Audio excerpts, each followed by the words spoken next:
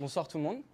Je m'appelle Alexandre du coup et aujourd'hui je vais essayer de vous expliquer un petit peu une philosophie qui nous vient de la communauté GitOps, de la communauté DevOps qui s'appelle le GitOps du coup.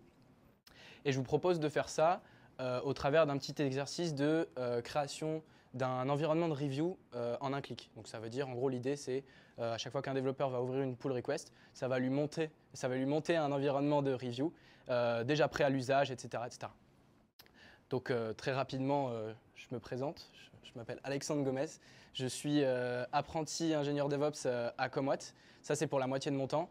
Et l'autre moitié, je la passe en tant qu'étudiant à l'école d'ingénieur Polytech Montpellier. Donc du coup, très rapidement, dans la salle, qui connaît le GitOps? Qui sait ce que c'est et connaît les principes fondamentaux? Ok, ça va. Ça veut dire que je ne suis pas venu pour rien. C'est cool. Donc je vais un peu vous expliquer ce que c'est le principe. Sur le papier, le GitOps, c'est utiliser Git, tous les avantages de Git, donc les workflows, l'utilisation de branches, le versionning, etc. Mais pour l'usage opérationnel, c'est-à-dire pour mon infrastructure, mes configurations, mon déploiement, etc. Ça vient historiquement du fait qu'il y a beaucoup de gens qui se sont dit bah, les devs ils profitent énormément de l'avantage de Git en faisant des reviews, etc. Pourquoi nous on ne le ferait pas dans le monde de l'opérationnel? Ça repose sur trois principes. Git, c'est la seule source de vérité. Ça veut dire que ce qui est écrit dans votre repo, l'état de l'infrastructure qui est écrit dans votre repo, c'est censé être, dans l'idéal, le réel état de votre infrastructure. Donc si sur mon repository, il y a écrit que mon infrastructure, c'est 3 VM configurées de telle manière, eh ben, en prod, c'est 3 VM qui sont en train de tourner et qui sont configurées de telle manière. On a aussi le treat everything as a code. Forcément, si on veut utiliser Git et tous ses avantages, il va nous falloir une manière de poser sur un système de fichiers toutes nos configurations. Donc ça veut dire on bannit toute configuration graphique. Je sais qu'il y a une bonne majorité de trucs qu'on fait déjà à Ascode, etc.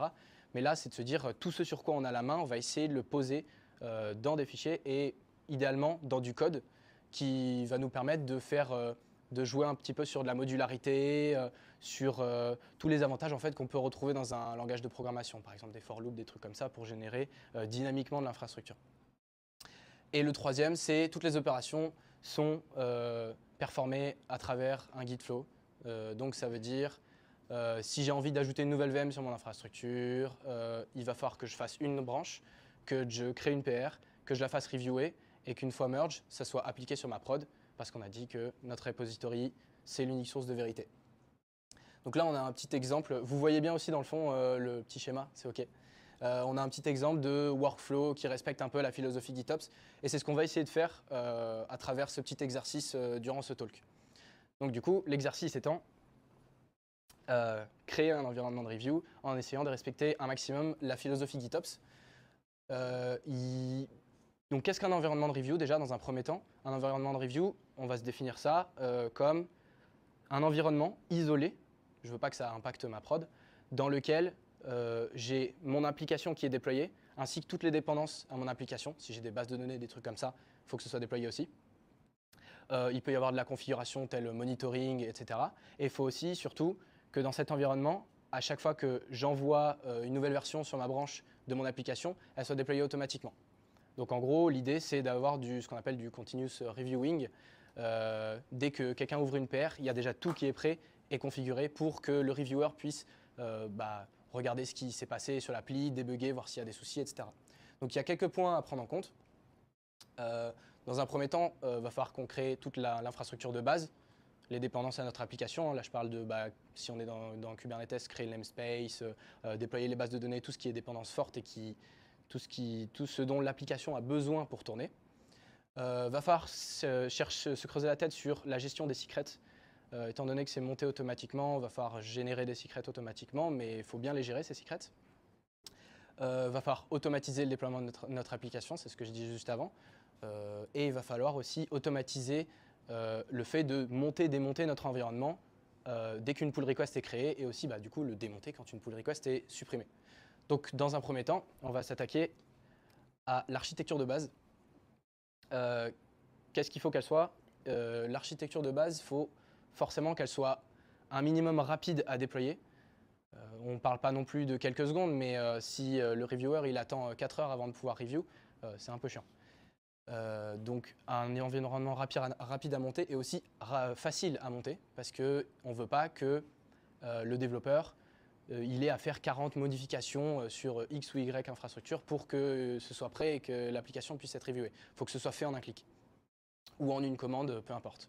Du coup, on a cette problématique de devoir créer des infrastructures qu'on appelle éphémères. C'est des infrastructures qui sont vouées à être montées et démontées à la volée, comme ça. Ça arrive très souvent qu'on ait ce genre de problématique. Et comment on fait ça?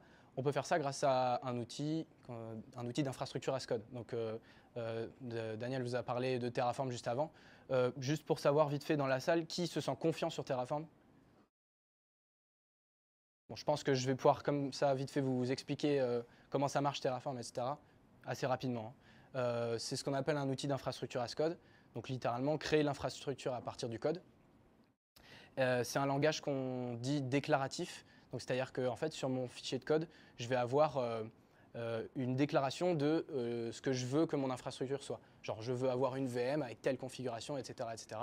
Et ensuite Terraform, lui, quand je vais lui dire bah, applique-moi ça, il va se démerder pour faire toutes les modifications nécessaires à mon infrastructure pour qu'elle atteigne l'état dont je lui ai demandé. L'avantage de ça, c'est que c'est omnipotent. Et ça, c'est quelque chose dont on a besoin pour notre problématique. Omnipotent, c'est-à-dire, même si je lance une quarantaine de fois mon environnement, ça va donner le même résultat. L'infrastructure derrière va être la même. Et dans un second temps, gros avantage de Terraform, c'est aussi que c'est modulaire.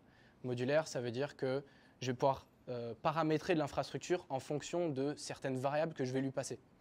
Et ça, on en a besoin parce qu'on a dit que nos environnements de review, ils doivent être isolés les uns des autres.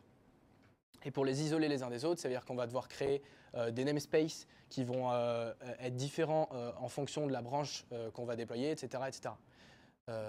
Donc voilà. En pratique, ça donne ça. Même derrière, vous voyez aussi ou pas, où il faut que je zoome vite fait? Moyen? Ok, je vais vous expliquer ce qu'il y a marqué, ce sera plus simple. Là, c'est un petit exemple de moi qui a créé un module pour pouvoir créer un namespace sur Kubernetes qui est automatiquement généré en fonction d'une variable que j'ai appelée target, cette variable étant en fait la branche qu'on va déployer. Comme ça, après, derrière, je peux, pour chaque branche différente, avoir un namespace différent qui est généré dynamiquement. Et puis là, c'est un petit exemple de déploiement de base de données via un chart Helm, juste pour vous montrer qu'en fait, avec ça, juste avec Terraform, je peux avoir les bases de mon environnement dans lequel je vais pouvoir après déployer mon application. Bon, vous ne voyez pas ici, mais ici, j'ai fait un petit truc, une petite connerie. J'ai hardcodé un mot de passe. Ça, ne faut pas. Et ça va être notre seconde problématique. Quand on démonte un environnement de review comme ça, si on a des bases de données et des dépendances, etc., il va falloir leur donner un mot de passe. Et ces mots de passe, on va devoir les gérer. Il faut qu'ils soient auto-générés. Ça, c'est obligatoire. On a dit l'environnement de review, c'est un environnement qui est monté en un clic. Donc on ne veut pas que le développeur il ait à lui-même créer son mot de passe à un endroit pour que ce soit disponible. Donc du coup, auto-généré et aussi facile d'accès. Facile d'accès pourquoi? Parce que le reviewer qui va aller sur l'environnement de review, il aura peut-être à un moment besoin d'aller débugger la base de données, d'aller débugger X ou Y truc. Donc il faut qu'il ait accès rapidement et facilement au mot de passe pour pouvoir après faire son débugage, etc. Que ce soit celui qui review ou même celui qui doit fixer sa PR ou pour X ou Y raison. Pour ça, on a un bel outil qu'on appelle de gestion de secrets, qui s'appelle Vault. Vault, globalement, c'est un peu votre password manager self-hosté. Vous allez le déployer sur votre cluster et il va exposer une API et une interface utilisateur dans laquelle que vous allez pouvoir paramétrer, donc créer, update des secrets, etc. Vous pouvez même, ce qui est sympa avec ça, c'est donner les droits à une certaine personne pour un certain secret. Et du coup, ce qu'on pourrait imaginer, c'est donner les droits uniquement au reviewer et au créateur de l'APR, au secret qui correspond à sa branche. Tout ce genre de trucs-là. Un avantage aussi de Vault, c'est qu'on peut le paramétrer pour qu'il injecte automatiquement les secrets dans nos applications. Et donc du coup, quand on déploie notre application, il va lui-même injecter les secrets et personne n'aura à le faire ou aucun truc de pipeline n'aura à injecter les secrets, ça sera déjà là, déjà tout prêt. Deuxième avantage de ce truc-là, c'est que c'est fait par la même entreprise que Terraform. Et du coup, ça s'intègre vachement bien avec Terraform. C'est un bout de code, là, qui utilise le provider Vault pour configurer la création d'un secret. Donc là, j'ai une ressource qui me génère automatiquement un mot de passe et qui va ensuite interagir avec l'API de Vault pour stocker ce mot de passe dans Vault. Aussi simple que ça. Et donc là, normalement, avec ça, on a un environnement de review qui est prêt, qui est prêt à accueillir notre application et dans lequel on a généré les secrets automatiquement pour toutes nos dépendances. La chose qui va nous rester à faire, c'est automatiser le déploiement des applications. C'est bien, j'ai tout un squelette d'environnement qui est prêt à accueillir mon application, mais il faut qu'elle y soit. Et je ne vais pas la mettre à la main, je ne vais pas demander à X ou Y personne de déployer tel truc et tel truc. Il faut que j'ai une solution qui me permette, au moment de l'ouverture, de déployer l'application, mais aussi à chaque fois que j'ai ma branche qui est mise à jour, il faut que je puisse itérer et redéployer la nouvelle version de l'application. Comme ça, le reviewer, s'il passe, il dit « Ah là, tiens, il y a une erreur », la personne fixe son truc, push sur la branche. Il faut que cette modification soit effectuée. Comme ça, le reviewer peut revérifier que la modification a été faite et que tout est OK. Et donc pour ça, Kubernetes, la communauté Kubernetes nous a pondu une super bonne stack qui s'appelle Argo CD, qui est là pour justement faire exactement ça, du continuous deployment, c'est-à-dire déployer notre application automatiquement. Argo CD, c'est ce qu'on appelle un outil qui est pool-based, c'est-à-dire que vous allez lui donner un accès read-only à votre repo, et en fait, lui, il va regarder votre repo, détecter s'il y a des changements, et comme il tourne dans votre cluster et que vous devez lui donner accès à l'API Kubernetes, etc., il a aussi accès aux applications et à l'état des applications qui sont en train de tourner. Donc il peut faire cette comparaison, c'est exactement le GitOps par quintessence, enfin la quintessence du GitOps, c'est j'ai mon repo qui est dans un état, j'ai mon infrastructure qui est dans un état, il faut que je fasse les modifications nécessaires pour que mon application soit exactement dans le même état que mon repo. Donc du coup, si la branche est mise à jour, Argo CD va le détecter automatiquement, soit vous avertir, parce que vous pouvez le paramétrer pour qu'il vous avertisse, mais là, dans notre cas, on veut carrément que dès qu'il y a une modification, il la déploie automatiquement. Un bel avantage de Argo CD, c'est qu'on peut le paramétrer de manière déclarative, parce qu'on a dit GitOps, essayer de tout faire as code, donc ça comprend aussi la configuration du Argo pour qu'il puisse nous déployer nos applications. On ne voit pas très bien ici, mais Argo CD, c'est un outil qui est configurable via ce qu'on appelle des custom resources sur Kubernetes. Est-ce que si je fais ça? Ouais, pas ouf. Je vais vous expliquer un peu. Là, c'est un fichier YAML dans lequel j'ai un manifeste Kubernetes qui décrit une configuration Argo. Voilà. Et donc, du coup, je lui précise la branche qu'il faut aller chercher, je lui précise le namespace dans lequel déployer, je lui précise toutes les values qu'il faut pour que mon application soit bien paramétrée comme il faut. Et ce truc de Custom Resources, du coup, ça nous vient d'une feature de Kubernetes qui s'appelle les opérateurs. Est-ce que vous savez ce que c'est qu'un opérateur Kubernetes? Globalement, c'est OK ou pas? Parce que si j'ai pas besoin de passer dessus, bah, c'est OK et on passe là-dessus. Juste pour rappel, vite fait, c'est un petit process qui regarde des ressources qu'il a déclarées dans l'API Kubernetes et qui va faire des modifications en conséquence. Voilà. Donc du coup, avec ça, on peut paramétrer des applications. OK. Donc là, normalement, on a un environnement dans lequel on a toutes nos dépendances d'application, on a nos secrets qui sont générés et l'application qui est déjà déployée. Donc là déjà, avec une seule commande, un Terraform apply, je peux déployer un environnement qui va venir aller chercher sur une branche que je lui aurais précisée et qui va venir automatiquement se mettre à jour. Maintenant, il ne me reste plus qu'à brancher ça sur mon repo favori, GitHub, GitLab, Bitbucket, tout ce que vous voulez, et faire un tout petit pipeline de CI/CD très rapide qui va juste appliquer mon environnement à chaque fois qu'une paire est ouverte et aussi mettre à jour l'application et détruire l'environnement une fois que la paire est fermée. Donc il suffit de faire un petit pipeline de CI/CD. Là, je vous ai montré un peu le schéma de ce que j'ai fait dans ma démo que je vais vous montrer juste après. Derrière, ça va, c'est OK? Super. Donc voilà, globalement, à la création d'une paire, on envoie un petit message pour lui dire bah voilà, ton environnement il sera ready à telle URL.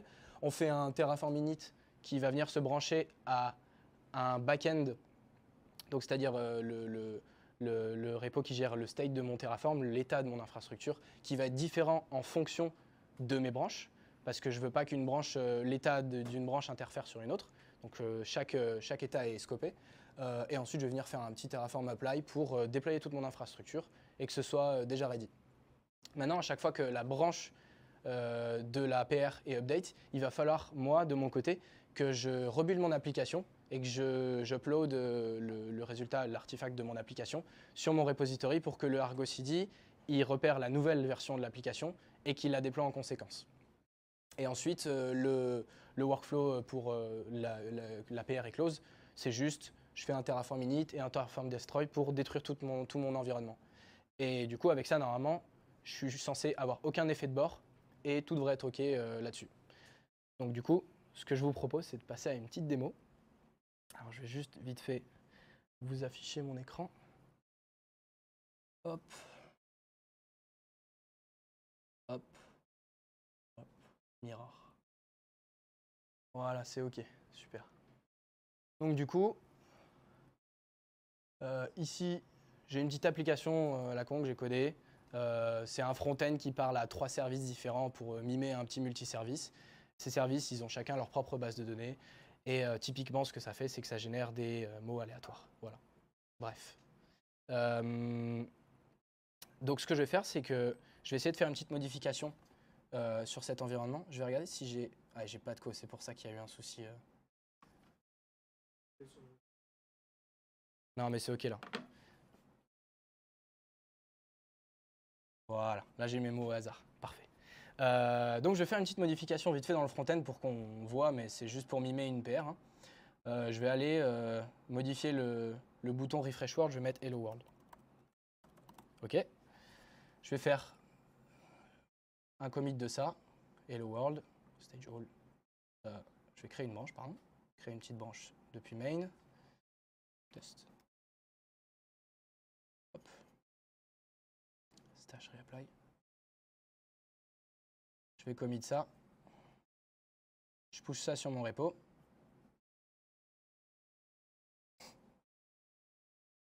Hop. Et si je vais regarder mon repo, pull request. Hop, tu as une nouvelle branche. Je vais créer une pull request. Hello world, blablabla. Créons-la. Et là, la CI, elle s'est mise en route. Et ce qu'elle va faire, du coup, c'est qu'elle va suivre tout le workflow que je vous ai présenté. Et elle devrait bientôt m'envoyer un lien de welcome avec le lien dans lequel devrait être mon application. En attendant, ce qu'on peut faire, c'est aller regarder vite fait comment j'ai construit, du coup, ces fameux fichiers Terraform pour avoir mon environnement. Donc, dans un premier temps, ici, vous pouvez voir que j'ai fait un petit module. Ça, c'est une feature de Terraform qui permet de créer... Zoomer. Bonne idée, merci. Voilà, là c'est OK?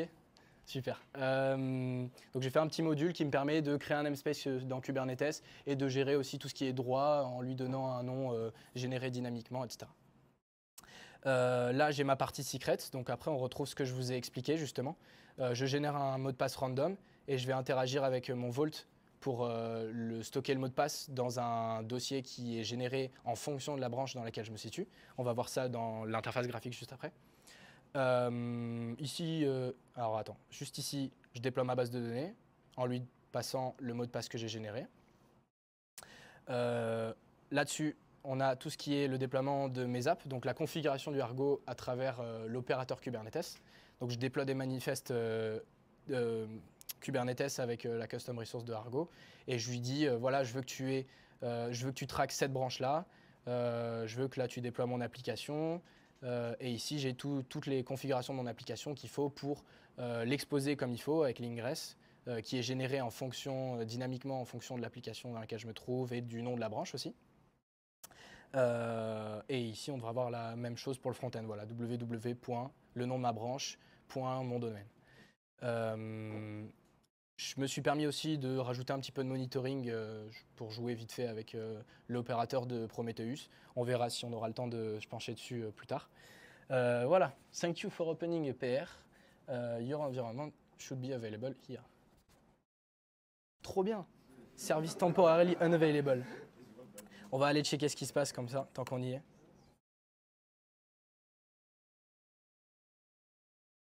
Ah, j'ai un image pullback off. Bah, qu'est-ce qui se passe? Ok, je vais faire un truc barbare pour vous montrer que quand même, il a réussi à déployer, on voit qu'il a réussi à déployer mes trucs back-end, etc. Je vais venir me connecter à mon serveur. Je sais pas si ça va marcher. Alors, pourquoi on a image pullback off? Là, on voit qu'il a essayé de déployer bien la version de mon front-end qui est avec la branche de test et qui est sur ce commit, sur ce chat de commit. On va aller checker Tops Demo.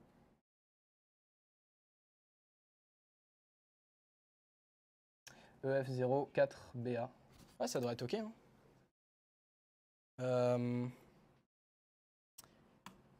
Est-ce que tu peux repull s'il te plaît? Ah, je pense qu'il est parti là. Ok, il est parti. Bon, en attendant, ce qu'on peut faire, c'est aller regarder comment j'ai fait côté CI/CD. Donc là, j'ai utilisé GitHub Action, mais vous pouvez utiliser globalement le workflow que vous voulez parce que vous allez voir que le workflow est ultra simple. Dans un premier temps, j'ai un job qui build and push une image Docker à chaque fois que je push sur ma branche. Donc bon, après, globalement, j'ai quasiment copié le workflow que GitHub donne par défaut. Voilà, c'est assez classique. Et du côté de la création d'environnement, on voit qu'ici, j'ai mon message de welcome si jamais la PR est juste open. Je fais un Terraform init en précisant ici le backend, donc c'est-à-dire l'environnement que je veux toucher, qui est généré en fonction de ma branche. Et après, je fais un Terraform apply avec toutes les configurations qu'il me faut. Oh, c'est bon, il est running. Ça devrait aller. Hop, on va attendre un petit peu que la readiness probe fasse effet et marque mon... Voilà. Et là, normalement... Pouah, et là, on a un Hello World ici. Ça, c'est beau. Et on peut voir ici que j'ai pas réussi à get les mots de mes différents services. Pourquoi? Parce que j'ai une base de données différente. Donc là, elle est vide. On pourrait après s'amuser un jour à se dire, bah, en fait, je vais populer ma base de données avec des données à la con pour que pour la review, ça puisse faciliter la review et qu'on ait déjà des données prêtes à l'usage. Parce que là, si je fais ça, hop, j'ai mes bases de données qui sont OK. Ce que je peux vous montrer, c'est faire une petite modification encore de mon truc pour push ça, pour voir s'il y a bien, si le bouton, je vais rajouter un point d'exclamation. Non, si, c'est bon. Ouais, c'est OK. C'est censé être Hello World le bouton. Ah, parce que c'est là. Voilà. Bon, je vais rajouter un truc sur AdWord aussi. Je vais faire un commit de mes changements. Hop.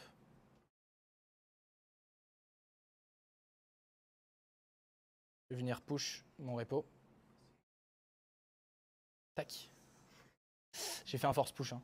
C'est chaud. Hein. Et là, on peut aller voir. Ce qu'on peut aller voir, c'est dans l'interface Argo.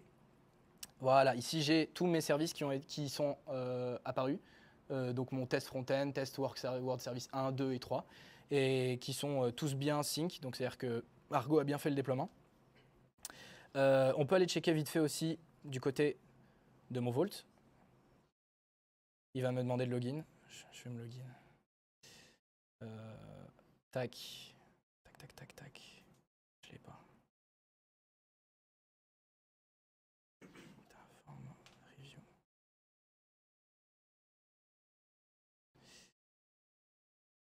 Hop.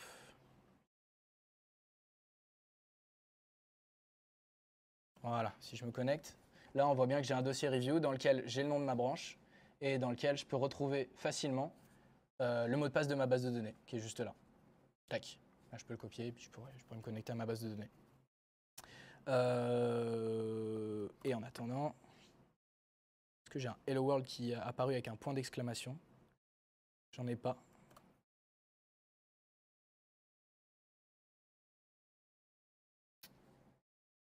Hello World. Est-ce que niveau CI, ça c'est trigger? Tac. Il me dit qu'il a bien build and push.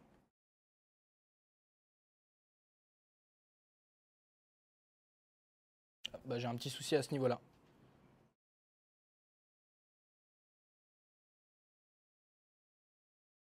Ouais, ok, bon, c'est pas grave.